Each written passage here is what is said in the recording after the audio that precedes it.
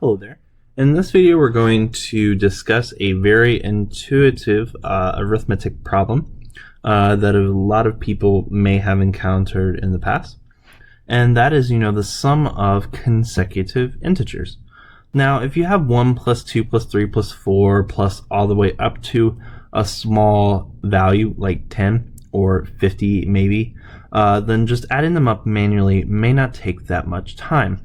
But if this last number is extremely large, then spending all that time may be quite useless. So having a shortcut to be able to figure that out would actually be really ideal. So in order to prove this result, let us just discuss a couple results. For example, the first, what if I say 1 plus 1 plus 1 plus 1 plus 1 plus 1? What is this equal to? Well, 1 plus 1 is 2, 3, 4, 5, and 6. So if I have 1 plus 1 plus 1 plus 1 plus 1 plus 1 plus all the way up to 1, and this is, say 50, then that's going to be equal to 50, of course, right? So in general, what we do, we say 1 plus 1 plus 1 plus all the way up to, say, the nth one. This is going to be equal to n, whatever that number is. So this is going to be a very important thing to keep in mind. And we're going to abbreviate the sum using summation notation. So we're going to denote this expression by the sum from k is equal to 1 to n of 1. And we've already shown that this is equal to n. Alright, so our goal is to find the sum from k is equal to 1 of n of k. So this is going to be equal to the problem 1 plus 2 plus 3 plus 4 plus all the way up to some number n, and we want to know a general expression for what this is equal to. So this is the goal for which we seek to find. Alright, so how are we going to derive this? So a proof for something that we haven't really discussed what it is equal to yet. So firstly, let us consider the following identity, namely k plus 1 squared minus k squared. So if you're familiar with some algebra tricks, we can FOIL this expression to be equal to k plus 1 times k plus 1 minus k squared, and that's going to be equal to k squared plus 2k plus 1 minus k squared. This k squared and k squared is going to cancel, and we're just going to be left with 2k plus 1. Alright, so we have k plus 1, the squared, minus k squared is equal to 2k plus 1. Alright, so that's the first observation. Alright, so secondly, if that is true, then that means the sum from k is equal to 1 to n of 2k plus 1 must be equal to the sum from k is equal to 1 to n of k plus 1 squared minus k squared. Since these two expressions are equal, then the sum to any value n across these terms must also be equal. So let us look at the right-hand side of this equation in a little bit more detail, because something really interesting happens here. So the sum of 2k plus 1 must be equal to, so let's plug in 1 into this expression. So 1 plus 1 squared minus 1 squared is going to be the first term, plus, let's plug in 2. So 2 plus 1 squared minus 2 squared, plus the next term, 3 plus 1, the quantity squared, minus 3 squared. And this is going to continue all the way down to n, which is going to be n plus 1 squared minus n squared. And before that term is going to be n minus 1, so n minus 1 plus 1 is going to be n squared minus n minus 1 squared, and all the terms preceding that, and all the ones that are after this 3 term. So if we sort of notice what is going on here, 1 plus 1 is going to be 2, and 2 squared is going to be 4. but this 2 squared is also located here with the same exact sign. Also notice the term ahead. This term here, 2 plus 1 is going to be 3 squared. That's going to cancel with the 3 squared in the next term. So notice how the first term of the preceding bracket will cancel with the last term of the next bracket. So those will cancel. So if we continue on, this term is going to cancel with the last term of the bracket next to it, right?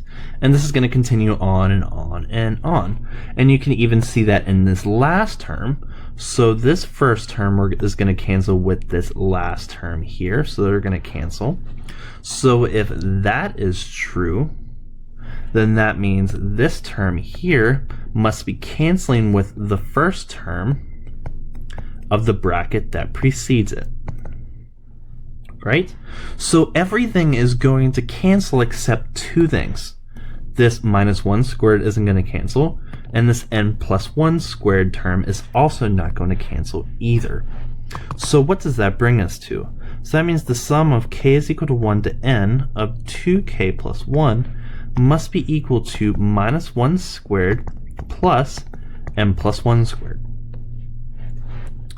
So that means the sum from k is equal to 1 to n of 2k plus 1 must be equal to minus 1 plus, and we can distribute this out. That's going to be what? So that's n plus 1 times n plus 1. Foiling out gives us n squared plus 2n plus 1. Minus 1 and 1 are going to cancel each other out. So that gives us the sum from k is equal to 1 to n of 2k plus 1 must be equal to n squared plus 2n. Now, why did we go through that process? Well, we can now focus on the left-hand side of this expression as well. So we're going to distribute the sum over the sum. So that's going to give us the sum from k is equal to 1 to n of 2k plus the sum from k is equal to 1 to n of 1 must be equal to n squared plus 2n. Now we already know what the sum from k is equal to 1 to n of 1 is. That's exactly equal to n. So that means what? So we can sum from k is equal to 1 to n of 2k plus n must be equal to n squared plus 2n.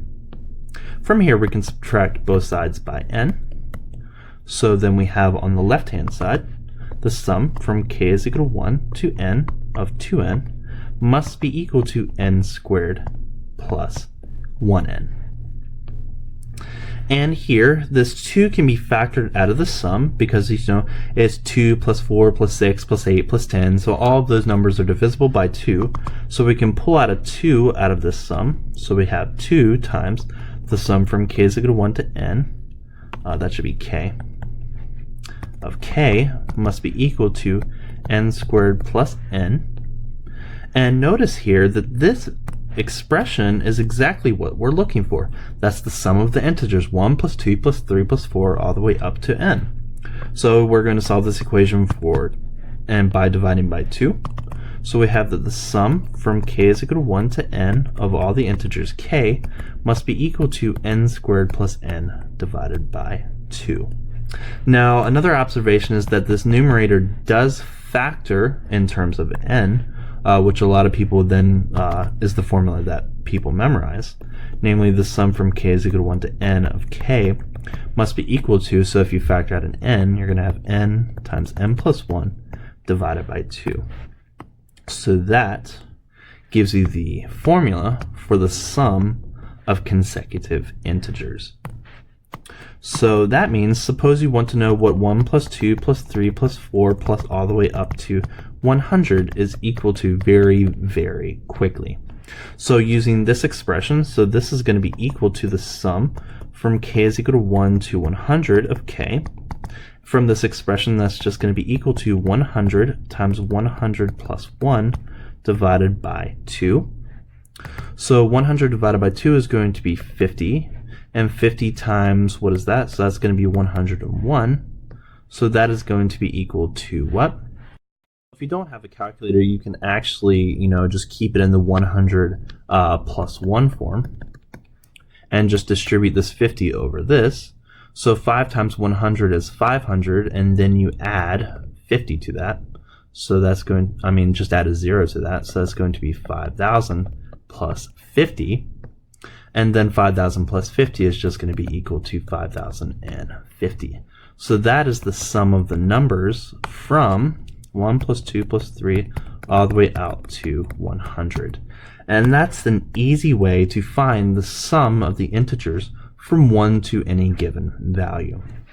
And that is easily achievable by the sum from k is equal to 1 to n formula, which is equal to n, the number you're interested in, times n plus 1, the number you're interested in plus 1, all divided by 2. And the trick that we use to prove this that is very, very useful is by considering the identity k plus 1 squared minus k squared is just equal to 2k plus 1. Because we notice that all the terms in here almost cancel, and this is what we call a telescoping sum. So a telescoping sum. And we'll do another example of how to actually, derive the powers of squares using a very, very similar approach.